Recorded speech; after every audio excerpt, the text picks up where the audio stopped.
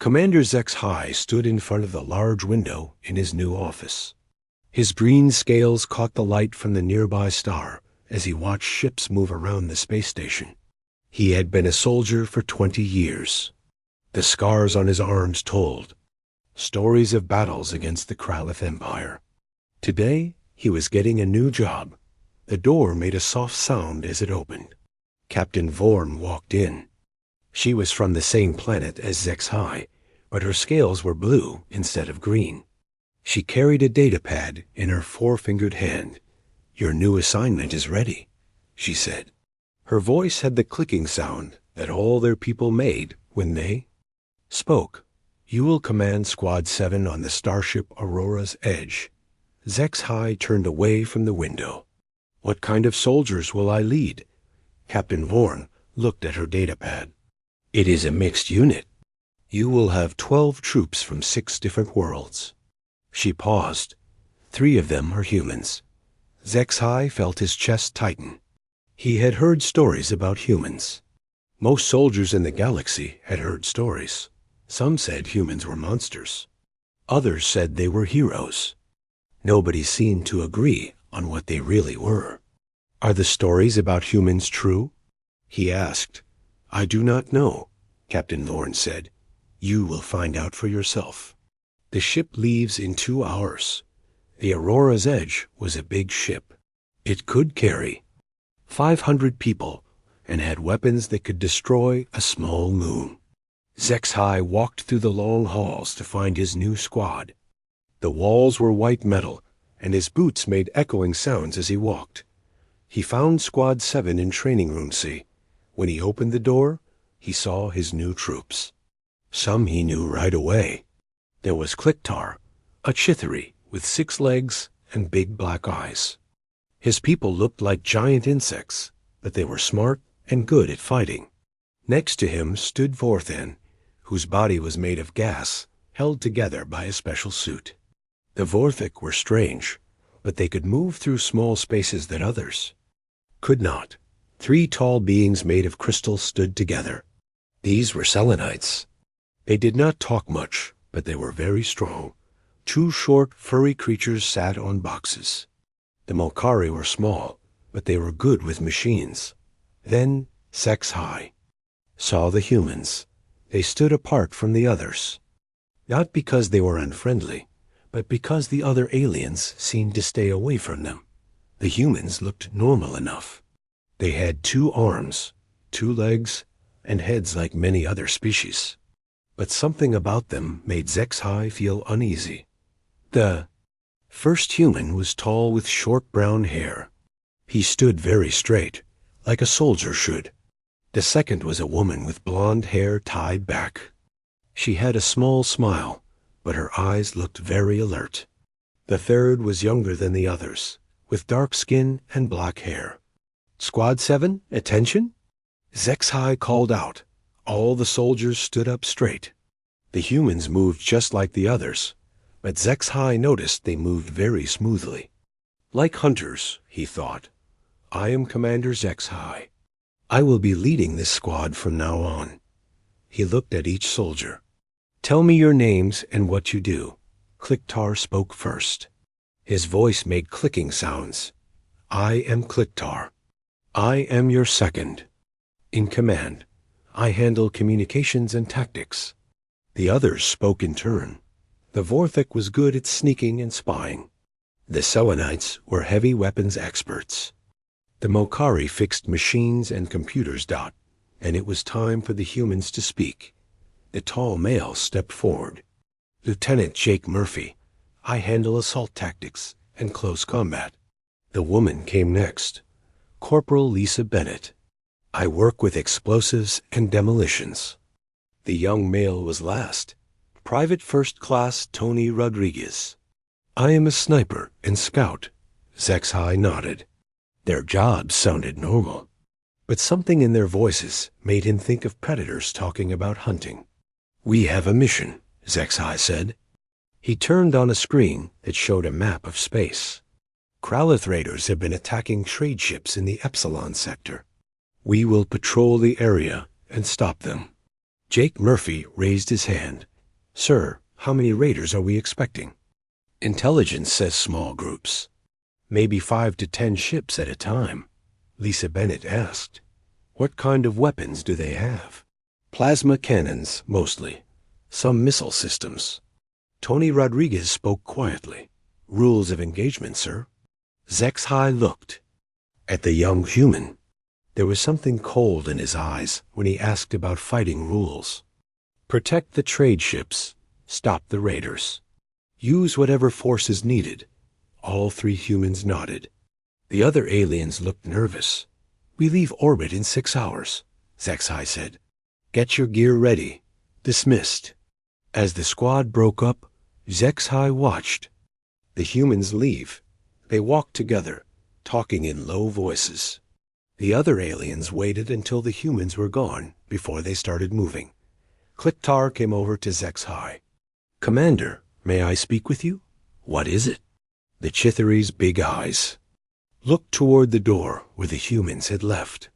The others are worried about the humans. Why? There are stories. Bad stories. They say humans come from a death world. They say humans are dangerous.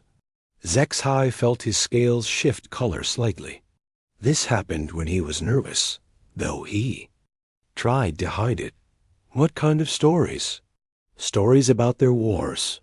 Stories about what they do to enemies. Stories about their world. Kliktar's antennae moved back and forth. They say human soldiers never give up, even when they should. Are you afraid of them? Kliktar was quiet for a moment. I am not sure. They seem normal, but there is something about them. The way they move, the way they look at things. Like they are always ready to fight. That night, Zexhai sat in his quarters reading files about his new troops.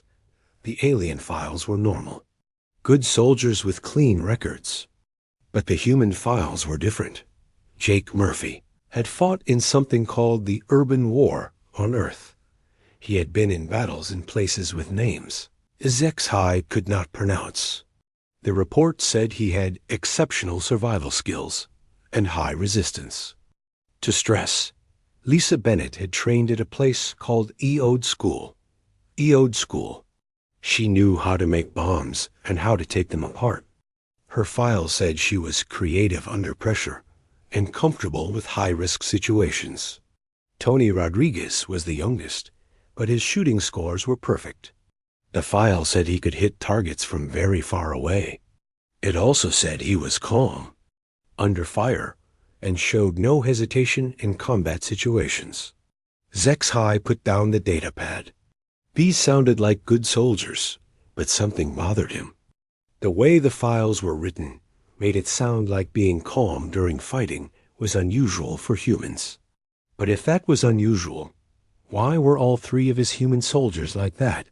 He tried to sleep, but questions kept coming to his mind. What kind of world made soldiers like this? What were these death world stories about? And why did experienced alien soldiers seem afraid of creatures that looked so normal? Tomorrow, they would begin their mission. Zexhai hoped he would get answers to his questions. He did not know that the answers would change how he saw humans forever. As the Aurora's edge flew through space toward the Epsilon sector, Zexhai looked out at the stars and wondered what he had gotten himself into. In the lower decks, his human soldiers checked their weapons and talked quietly among themselves. The other aliens kept their distance, feeling something they could not name. The mission was supposed to be routine, but nothing involving humans was ever really routine. 3 weeks had passed since the Aurora's Edge left the space station. The patrol through the Epsilon sector had been quiet so far. No Kralith raiders had been spotted. The crew was starting to relax. The ship stopped at Supply Station Gamma 7 to get food, fuel, and other things they needed. The station was built inside a large asteroid. It had shops, bars, and places where different species could eat their own kinds of food. Most of the crew went to the station's main recreation area. It was a big room with tables and chairs of different sizes. Beings from many worlds sat together, eating and talking. The air smelled like a mix of different foods and the various gases that some species breathed. CEX HAI sat at a table with. His squad. He watched his troops interact with each other. The aliens talked easily among themselves, but they still seemed uncomfortable around the humans. The humans did not seem to notice, or if they did not care. Jake Murphy was eating something that looked like earth meat. "This tastes almost like beef," he said to Lisa and Tony. "What is beef?" asked Vorthan. The Vorthic's gas body swirled inside his suit as he spoke. "It comes from cows. They are big animals on our world," Lisa explained. "We raise them for food." "You eat animals?" one of the Selenites asked. Their crystal body made musical sounds when they talked. "Sure," Tony said. "Humans are omnivores. We eat plants and animals." The aliens looked at each other. Most species in the galaxy only ate plants or made their food from chemicals. Very few ate other living things. Kliktar clicked his mandibles nervously. "Are these animals dangerous?" Jake laughed. "Cows? No, they are pretty calm. But we eat other things too. Fish from the oceans, birds, pigs, chickens. We hunt some animals too," Tony added. "Deer, elk, sometimes bears." "Bears?" Vorthan's suit started glowing slightly. This happened when Vorthik got excited or scared. "Big furry animals with claws and teeth," Lisa said. "They can be dangerous if you surprise them." Zexhai felt his scales shift color again. "You hunt dangerous animals for fun?" The three humans looked at each other and smiled. "Sometimes," Jake said, "but mostly we hunt for food, though some people do it for sport." The conversation moved to other topics, but Zexhai noticed the aliens were still thinking about what they had heard. A few more beings from other ships joined their table. Soon there were 12 different species sitting together. An old Mokari trader started telling stories about his travels. Others joined in, sharing tales from their home worlds. The mood became friendly and warm.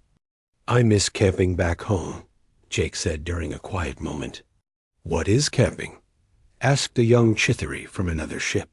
"You go out into the wilderness and live outside for a few days," Lisa explained.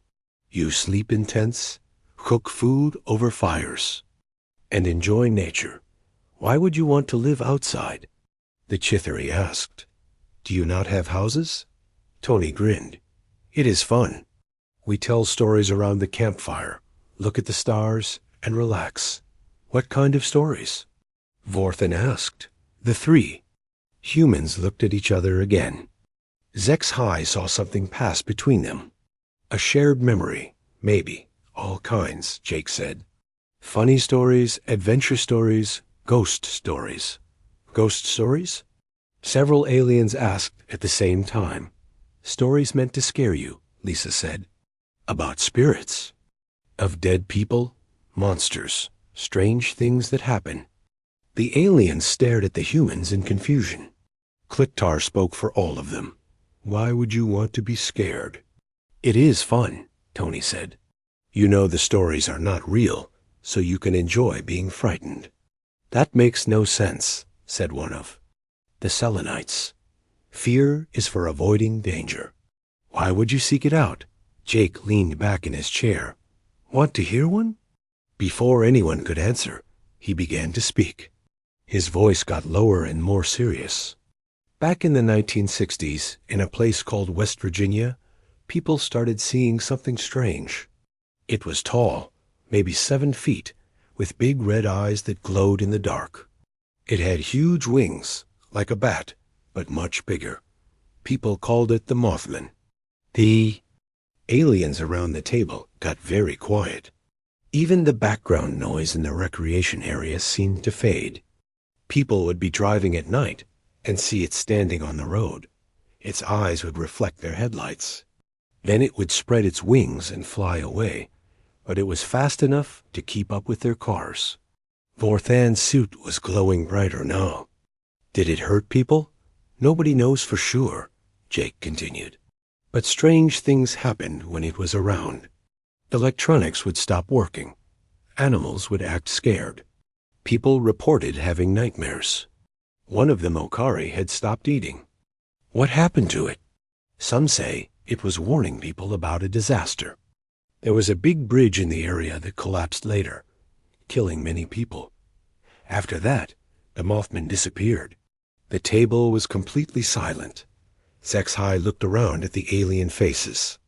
They all looked terrified. That is a horrible story, Kliktar said. His antennae were flat against his head. Why would you tell such a thing? Asked a Selenite. Jake looked surprised. It is just a story. It probably was not real, just something people imagined. But what if it was real? The young Chithari asked. Lisa decided to join in. Want to hear another one? This one is from Tennessee. There was this family back in the early 1800s. No, several aliens said at once, but Lisa continued anyway.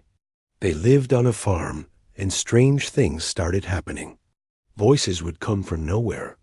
Objects would move by themselves. Something invisible would pull people's hair and slap them. More. Aliens around the room had stopped talking and were listening. Word was spreading that the humans were telling frightening stories. The family called it the Bell Witch. It would talk to them, but they could never see it. It knew things it should not know. It could imitate people's voices perfectly. A Vorthik from another table floated over.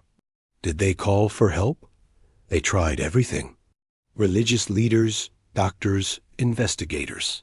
Nothing worked. The thing tormented the family for years. It especially hated the father, John Bell. It said it would kill him. Did it? Zexhai found himself asking. John Bell got sick and died. On the day of his funeral, the Bell Witch laughed and sang happy songs. It said it had poisoned him.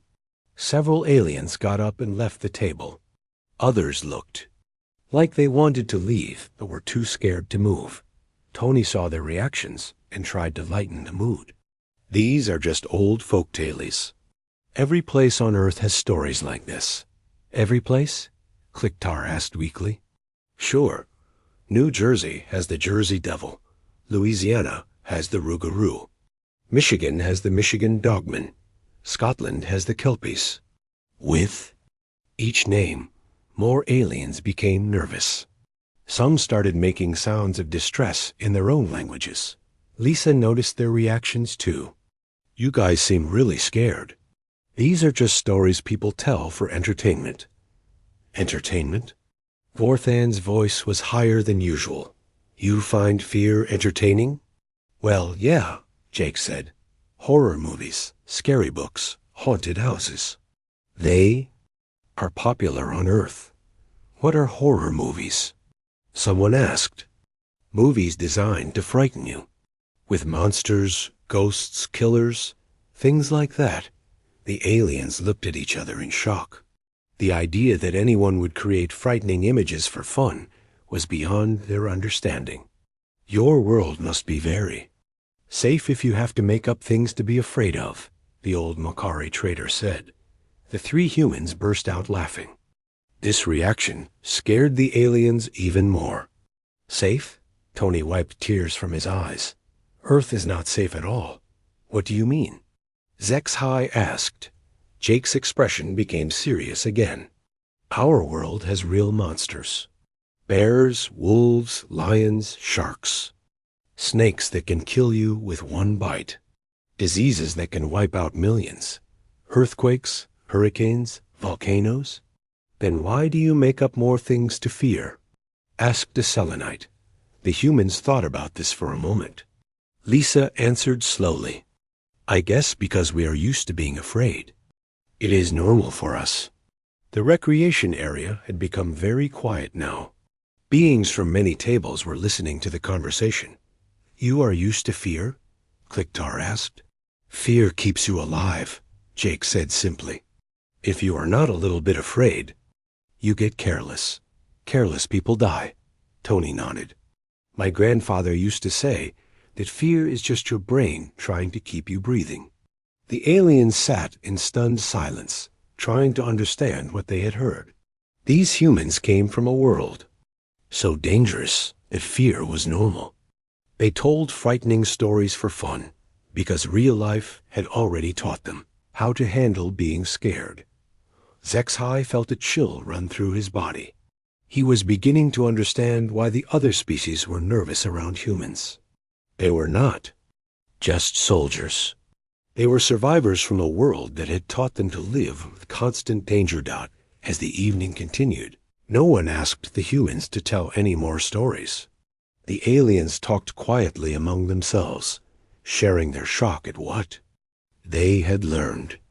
Some left early to return to their ships. Later, as Squad 7 walked back to the Aurora's edge, Zexhai heard the aliens whispering to each other in their own languages.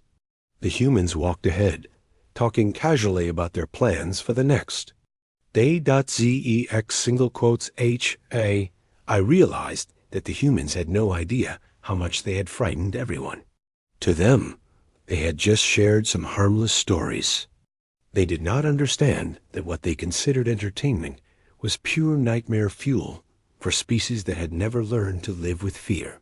That night, many aliens on the station had trouble sleeping, but the humans slept peacefully, as if they had spent the evening discussing the weather. Zexhai could not sleep after returning to the Aurora's edge. The stories the humans had told kept playing in his mind. But it was not the stories themselves that bothered him. It was the way the humans had told them, as if they were completely normal things to talk about. He sat at his desk in his quarters and activated his computer terminal. The screen glowed blue in the dark room. He hesitated for a moment, then typed in his search request, Earth, Human Homeworld, Historical Records. The first thing that appeared was a warning message in red text. Warning: the following files contain information about a Class 12 death world. Viewer discretion is advised. Zexhai had never seen a warning like this before. Death worlds were rare in the galaxy. Most planets that could support life were relatively safe places. What made Earth so dangerous that it needed a warning? He clicked to continue. The first section was about Earth's environment. Zexhai read slowly, his eyes getting wider with each line. Earth experiences regular natural disasters, including earthquakes, volcanic eruptions, hurricanes, tornadoes, floods, droughts, and ice storms. The planet has active tectonic plates that cause the ground to shake and split open. Weather systems can produce winds over 200 kilometers per hour. Zexhai paused. His own homeworld was considered slightly dangerous because it had occasional dust storms, but winds over 200 kilometers per hour? That would destroy most buildings. He continued reading. Earth's oceans cover 70% of the surface and contain numerous deadly predators. Great white sharks can grow up to 6 meters long and have bite forces of over 18,000 newtons. Box jellyfish contain enough venom to kill 60 adult humans. Blue-ringed octopus venom can kill in minutes. Zexhai felt his scales changing color. He was starting to understand why humans had seemed so calm about eating animals. On their world, the animals were trying to eat them back. The next section was worse. Earth's land masses contain predators, including bears weighing up to 680 kilograms, lions that hunt in groups, poisonous snakes, spiders, and insects. The planet is home to over 50,000 species of spiders, many of which are venomous. 50,000 species of spiders? Zexhai's homeworld had 3 species of small, harmless insects that looked like spiders. The idea of 50,000 species of venomous ones made him feel sick, but he kept reading. Earth experiences ice ages approximately every 100,000 years. During these periods, much of the planet becomes covered in ice, up to 2 kilometers thick. Most life forms go extinct during these events. This was getting worse. Humans had survived multiple ice ages. That meant their species had lived through events that would have killed most galactic civilizations. The next section was about diseases. Earth hosts numerous deadly pathogens. Historical records show regular pandemics that killed millions. The Black Death killed 1/3 of Europe's population in the 14th century. The 1918 influenza pandemic killed 50 million people worldwide. Smaller outbreaks of diseases like cholera, typhus, and plague occurred regularly. HFY had to stop reading for a moment. His people had experienced one minor disease outbreak in their recorded history, and it had nearly destroyed their civilization. Humans had survived dozens of pandemics, some killing millions of people. He forced himself to continue. The section on human wars made everything else seem mild by comparison. Human military conflicts are characterized by extremely high casualty rates and unprecedented destruction. World War I resulted in 15 to 20 million deaths. World War II killed 70 to 85 million people. The Battle of Stalingrad alone lasted 200 days and killed over 2 million people. HFY had to read those numbers 3 times to believe them. The largest war in his people's history had killed maybe 10,000 individuals. Humans had battles that killed more people than that every day for months, but the most disturbing part was yet to come. Humans developed nuclear weapons capable of destroying entire cities. The bombs dropped on Hiroshima and Nagasaki killed over 200,000 people instantly. By the end of the 20th century, humans had built enough nuclear weapons to destroy all life on their planet several times over. HFY leaned back in his chair. Humans had weapons that could destroy their entire world, and they had chosen not to use them. What kind of species had that much power and that much restraint? He opened another file, this one about human psychology. Humans show remarkable adaptation to stress and trauma. Unlike most species, humans can function normally even after experiencing life-threatening situations.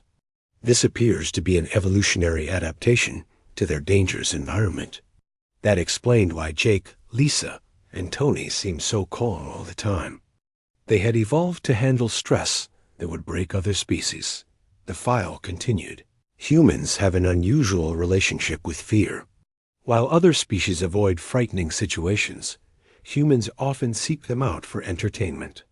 This includes consuming fiction designed to frighten them, participating in dangerous sports, and visiting locations associated with death or danger.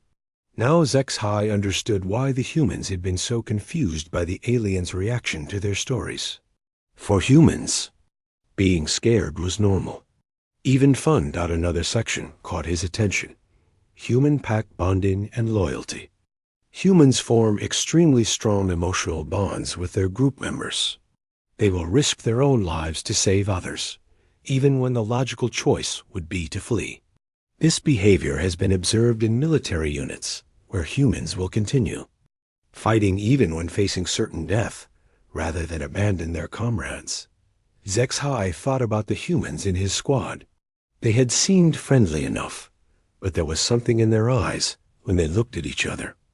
A connection that went deeper than mere friendship. He opened a file about human exploration and expansion.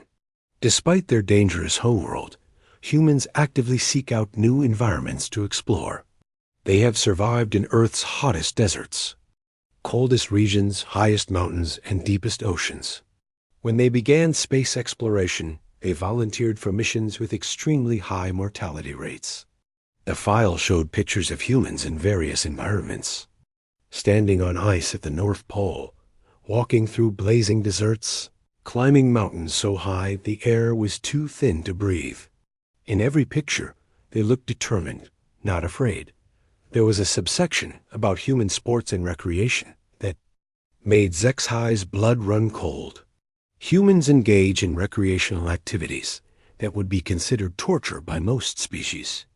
These include running long distances until their bodies nearly fail, jumping from high places with only a rope to stop their fall, and deliberately entering cages with dangerous animals. One entry particularly disturbed him: base jumping humans. Leap from high structures and use parachutes to land safely. Fatality rate: approximately 1 in 2,000 jumps. They did this for fun. Humans jumped off cliffs for entertainment, knowing that every 2,000th person who did it would die. The final section was about human expansion into space. Humans have adapted to space travel more quickly than any known species. They show minimal psychological stress when separated from their homeworld and actively seek out dangerous missions. Human colonists volunteer for one-way trips to establish settlements on hostile worlds. One-way trips. Humans would leave Earth forever to build homes on worlds that might kill them, and they volunteered for it. ZEX single quotes HA. I closed the files and sat in darkness. Everything made sense now. The humans' calmness, their casual attitude toward danger, their willingness to tell frightening stories for fun. They came from a world that had been trying to kill them for millions of years. But they had not just survived, they had thrived. They had turned their hellish world into their playground. They had learned to find joy in the very things that would destroy other species. No wonder the galactic community was nervous about humans. They were not just another species. They were something entirely different. They were the products of a world so hostile that it had forged them into creatures that could survive anything. HFY realized he was afraid, not of his human troops specifically, but of what they represented. They were proof that the universe could create life forms so tough, so adaptable, and so relentless that they could survive conditions that would end most civilizations. And yet, despite all of this, the humans in his squad seemed kind. They had not threatened anyone. They had not bragged about their abilities. They had simply shared some stories and had been confused when everyone got scared. That might be the most terrifying thing of all. These ultimate survivors were so used to their abilities that they did not even realize how frightening they were to everyone else. HFY finally understood the whispered rumors about humans. They were not stories about monsters or conquerors. They were stories about something far more unsettling. A species that had faced the worst the universe could throw at them and had learned to laugh at it. As he prepared for sleep, HFY looked at the duty roster. Tomorrow they would continue their patrol. He would be working alongside 3 members of the most successful survivor species in the known galaxy. For the first time in his military career, HFY felt truly safe. If the Kralith raiders attacked, he would have humans on his side, and after what he had learned tonight, he pitied any enemy that had to face creatures from a death world. But he also felt a deep respect for his human troops. They carried the genetic memory of surviving ice ages, plagues, predators, and disasters that would have ended most species. Yet they had chosen to use their abilities to protect others rather than conquer them. That, HFY thought as he drifted off to sleep, might be the most remarkable thing about humans of all. The next morning, HFY could not focus on his normal duties. His mind kept returning to what he had read about Earth. Every time he saw Jake, Lisa, or Tony, he found himself studying them more carefully. They looked so ordinary, yet they carried the heritage of surviving a death world. By afternoon, his curiosity had become too strong to ignore. He decided he needed to talk to them directly, but he did not want to seem suspicious or make them uncomfortable. He would have to be careful about how he asked his questions. He sent a message to the 3 humans asking them to meet him in his quarters after their duty shift ended. When they arrived, they looked relaxed and friendly. "Sir, you wanted to see." "You?" Jake asked as they entered. "Yes, please sit down." HFY gestured to the chairs he had arranged. "I wanted to get to know my human troops better. We will be working together for a long time." The 3 humans sat down. They seemed happy to talk with their commander.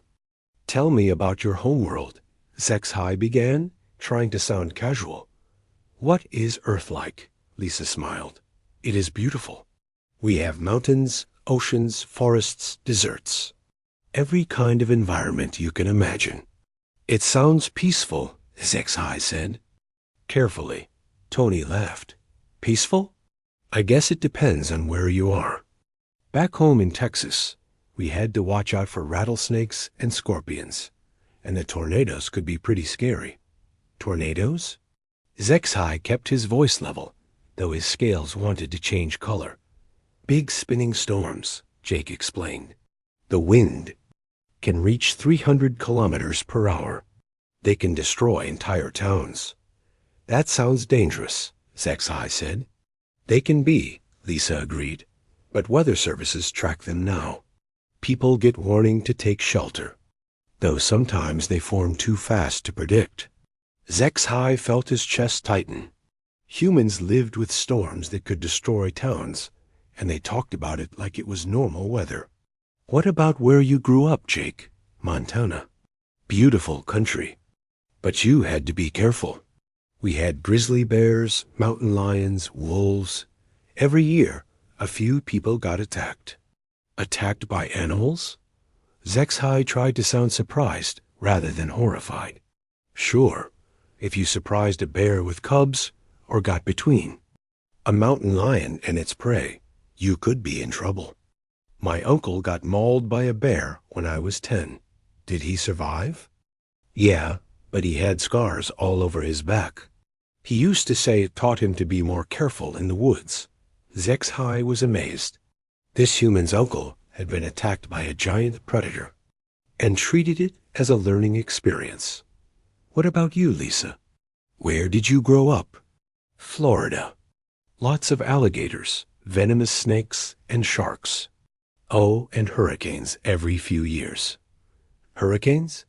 Giant storms that can be 500 kilometers wide. Winds over 250 kilometers per hour. Massive flooding. Power outages for weeks.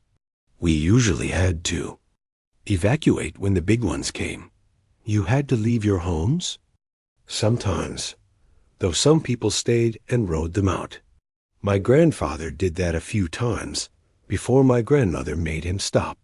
Zexhai could not understand how humans could live in places where the weather regularly forced them to abandon their homes. On his world, the worst storms just made people stay inside for a day. Did any of you ever get hurt by these dangers? Oh, sure, Tony said. I got bit by a coral snake when I was 12. Had to go to the hospital for antivenoms. A coral snake? Very venomous. One bite can kill you in a few hours if you do not get treatment. You were almost killed when you were 12. Tony shrugged. I was being careless. Reached under a log without looking. It was my own fault. Jake nodded. I broke my leg falling off a cliff when I was 15. Was rock climbing and my rope snapped. You climbed cliffs as a child? Teenager. It was fun. Though after that fall, I was more careful about checking my equipment. Lisa joined in. I got lost in the Everglades for 3 days when I was 14. Had to drink swamp water and eat fish I caught with my hands. You were alone in a swamp for 3 days?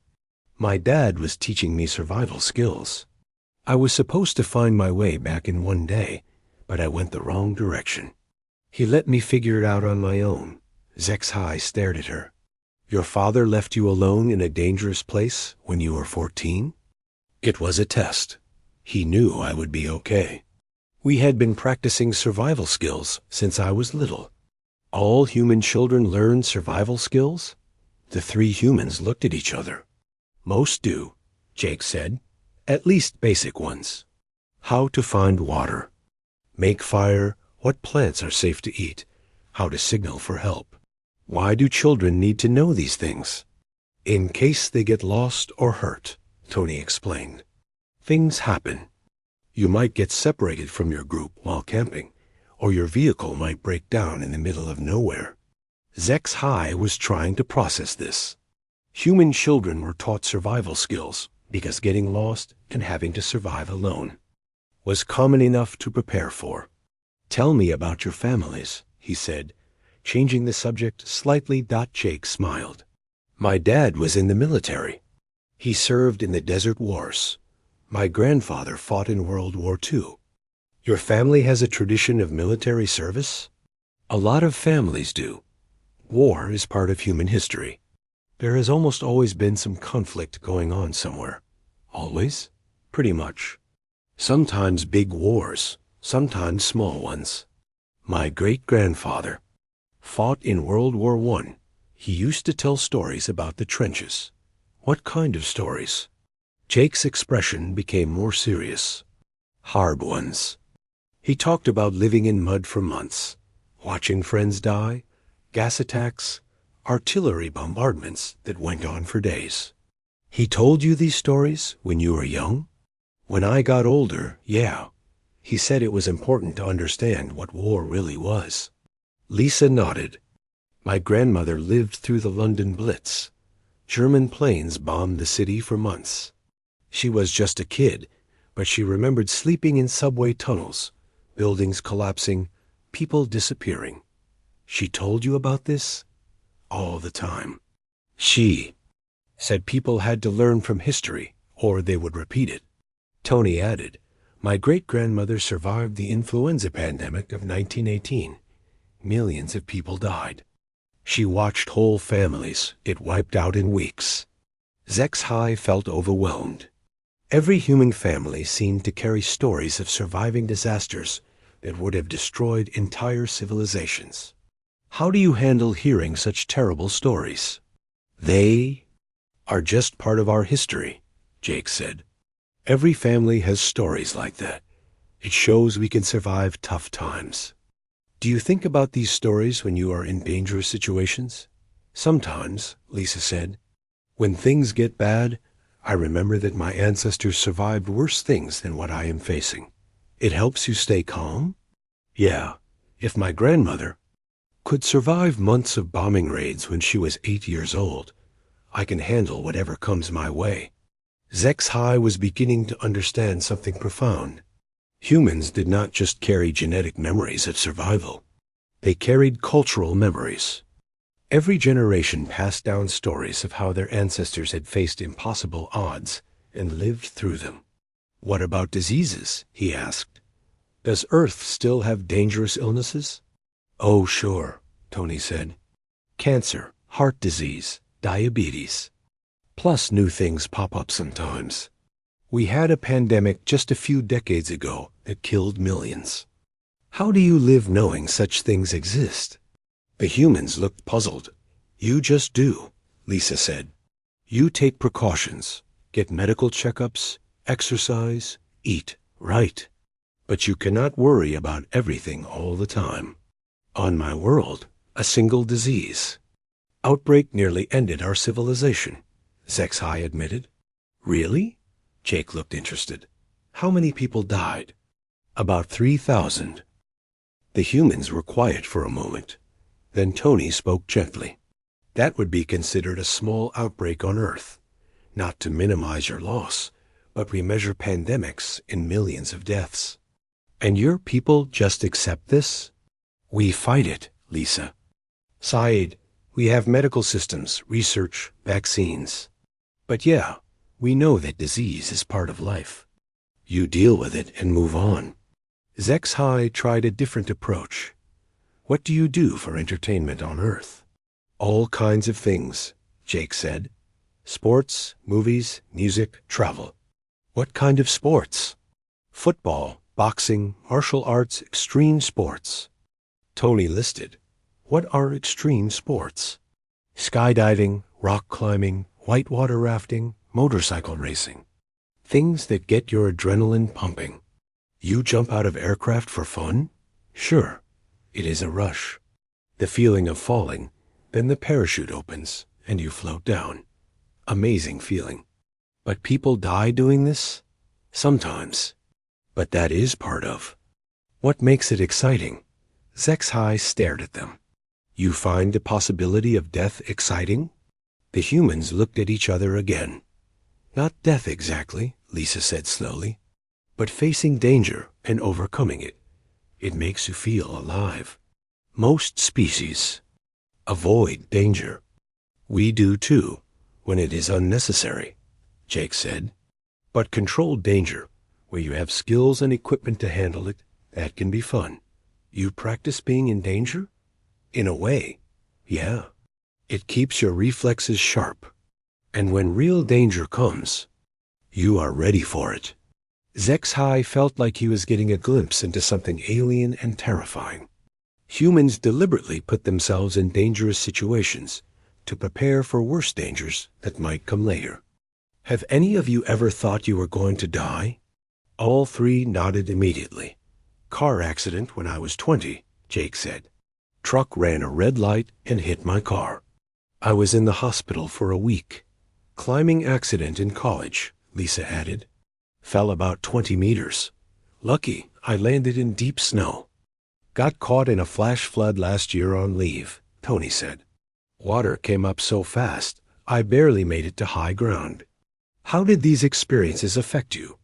Made me more careful, Jake said, but not afraid. Bad things happen. You learn from them and move on. You are not traumatized by nearly dying? For a while, maybe, but humans are pretty resilient. We bounce back. Zexhai sat back in his chair. He was beginning to see the full picture. Humans lived on a world that regularly tried to kill them. They survived by being adaptable, tough, and mentally resilient. They passed down survival knowledge through generations. They even practiced being in danger to stay sharp, and they talked about all of this like it was completely normal. One last question, Zexhai said. Why did you join the military? To serve, Jake said simply. To protect people who cannot protect themselves. Same here, Lisa agreed. I wanted to make a difference. My family has always served, Tony added. It felt like the right thing to do. Zexhai nodded slowly. These were not conquerors or monsters. They were protectors who had been forged by a harsh world into the ultimate guardians. After the humans left, Zexhai sat alone in his quarters for a long time. He finally understood what he was dealing with. His human troops were not just soldiers. They were the products of millions of years of surviving on a death world. They carried the memories and skills of countless generations who had faced extinction and refused to yield. They were kind and gentle because they were confident in their ability to handle any threat.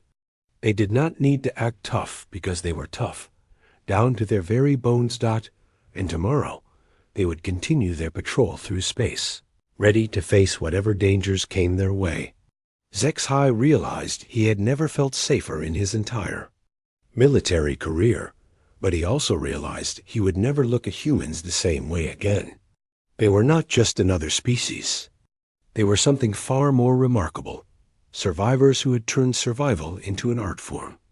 2 days after his conversation with the humans, Zexhai was still thinking about what he had learned when the ship's alarm started blaring. Red lights flashed throughout the Aurora's edge as the crew rushed to battle stations. All units to combat positions, came the announcement over the ship's communication system. Kralith raiders are attacking Convoy 77 Alpha. We are moving to intercept. Zexhai ran to the combat briefing room, where his squad was already gathering. On the main screen, he could see the tactical display. 8 Kralith ships were attacking a convoy of 5 civilian cargo vessels. The merchants had basic shields, but no weapons. Squad 7, this is what we trained for, Zexhai announced. We will board the lead raider ship and disable their command center. The ship's weapons will handle the other raiders. He looked around at his troops. The aliens all showed signs of pre-combat stress. Clicktar-S antennae were twitching rapidly. Vorthan's gaseous body was swirling faster inside his suit. The Selenites were making high-pitched humming sounds. But the humans looked completely different. Jake, Lisa, and Tony seemed calm, almost relaxed. Their eyes were alert, but they showed no signs of fear or anxiety. "Any questions?" Zexhai asked. "Rules of engagement?" Jake asked quietly. "Stop the raiders. Protect the convoy. Use whatever force is necessary." All three humans nodded. There was something in their eyes now that had not been there before. A cold focus that made Zexhai remember everything he had read about Beth Worlds. The Aurora's edge shook as enemy fire hit their shields. Through the windows, Zexhai could see the battle beginning. Plasma bolts flew through space like deadly. Fireworks. "Boarding shuttles launch in 2 minutes," announced the pilot Dot as they moved toward the shuttle bay. Zexhai watched his troops prepare for combat. The aliens checked their weapons nervously and whispered prayers in their native languages. The humans checked their equipment with calm efficiency, like mechanics working on routine maintenance. Dot in the shuttle. As they flew toward the enemy ship, the differences became even more obvious. The aliens gripped their restraints tightly and stared straight ahead. Some were breathing heavily. Others were making soft sounds of distress. The humans sat calmly, weapons ready, watching the tactical display. They looked like they were heading to a training exercise rather than a life or death. "Battle. 30 seconds to boarding," the pilot announced. That was when Zexhai saw something that changed his understanding of humans forever. As the enemy ship grew larger in the windows and weapons fire flashed around them, the aliens became more nervous, but the humans became more calm. Their breathing slowed. Their movements became smoother. They looked more alert, more focused, more alive than they had during peaceful times. It was as if approaching danger made them stronger rather than weaker. The shuttle hit the enemy ship's hull with a loud clang. The boarding tunnel extended and locked onto their airlock. "Go, go, go!" Zexhai shouted. They charged through the tunnel, into the enemy ship. Immediately, Kralith warriors opened fire on them. The corridor filled with the bright flashes of plasma weapons and the smell of burned metal. This was when Zexhai truly saw humans in action for the first time. Jake moved through the corridor like flowing water, ducking and rolling to avoid enemy. Fire while returning precise shots. Every movement was smooth and efficient. He did not seem to be thinking about what to do. His body just did it. Lisa threw small explosives with incredible accuracy, taking out enemy positions without damaging the ship's critical systems. She seemed to know exactly how much force to use and where to place each charge. Tony found firing positions and eliminated enemy soldiers with single shots from impossible angles. His rifle never seemed to miss, and he moved from position to position like a ghost. But what amazed Zexhai most was how they worked together. Without speaking, they coordinated their movements perfectly. When Jake needed cover, Lisa provided it. When Tony needed a distraction, Jake created one. They fought like parts of a single organism. The alien members of the squad fought well, but they were clearly struggling with the stress of combat. Their movements were jerky and uncertain. They made mistakes and had to correct them. The humans made no mistakes. As they fought their way through the ship, Zexhai began to understand what he was witnessing. The humans were not just good soldiers. They were predators who had evolved for exactly this kind of situation. Every movement, every decision, every reaction came from millions of years of ancestors who had survived by being better at violence than anything that threatened them. When they reached a heavily defended corridor, the other aliens hesitated. The enemy had set up a strong position with overlapping fields of fire. It looked impossible to break through. The humans did not hesitate at all. "Lisa, can you breach the wall?" Jake asked quietly. "Give me 30 seconds, she replied, already pulling explosives from her pack. "Tony, high position for overwatch?" "Already spotted one," Tony said, pointing to an access ladder. They moved with a kind of confidence that only came from absolute certainty in their abilities. Within minutes, they had created a new route through the wall and eliminated the enemy position. The battle continued through the ship. At every obstacle, the humans found solutions that the aliens would never have thought of. They were creative, ruthless, and completely unafraid. When they finally reached the command center, they found 12 Kralef warriors waiting for them in a defensive formation. The aliens in Zexhi's squad looked at the enemy position with despair. They were outnumbered and outgunned. The humans looked at the same situation and smiled. "Just like the Alamo," Jake said quietly. "Except we win this time," Lisa replied. Tony was already moving to a flanking position. "On your mark." Zexhi watched in amazement as the three humans executed a perfect assault on a superior enemy force. They moved like dancers, each knowing exactly where the others would be. They used the ship's environment to their advantage, turning maintenance tunnels and air vents into attack routes.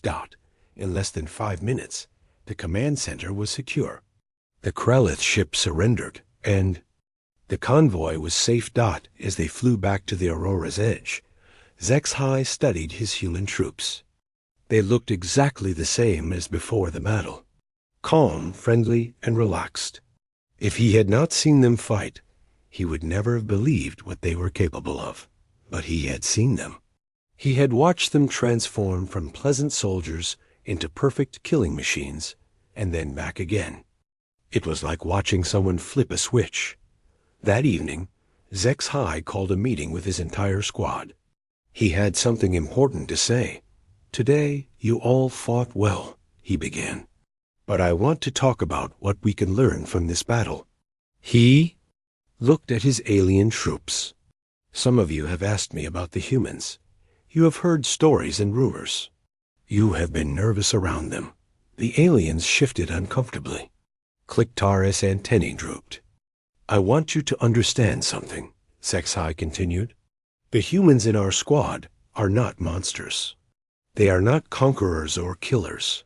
They are something far more important." He paused to let this sink in. They are survivors.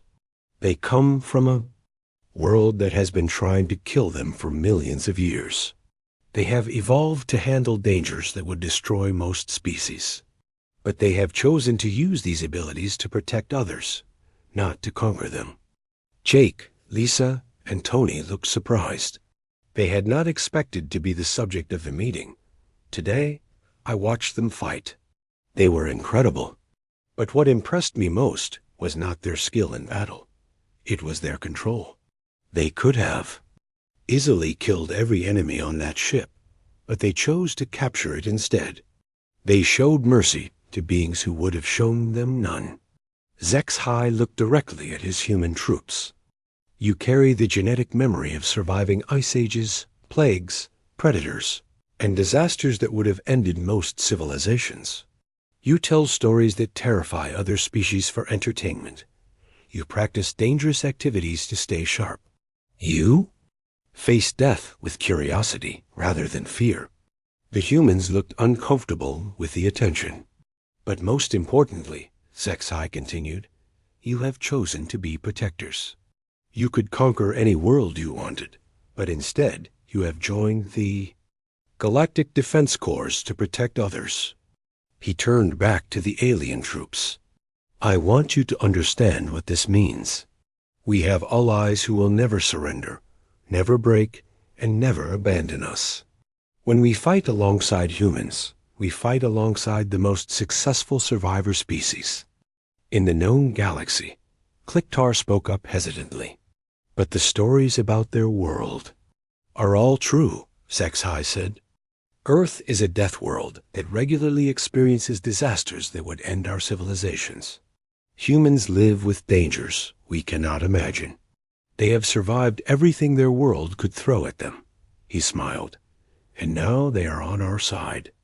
The meeting ended with a very different atmosphere than it had begun.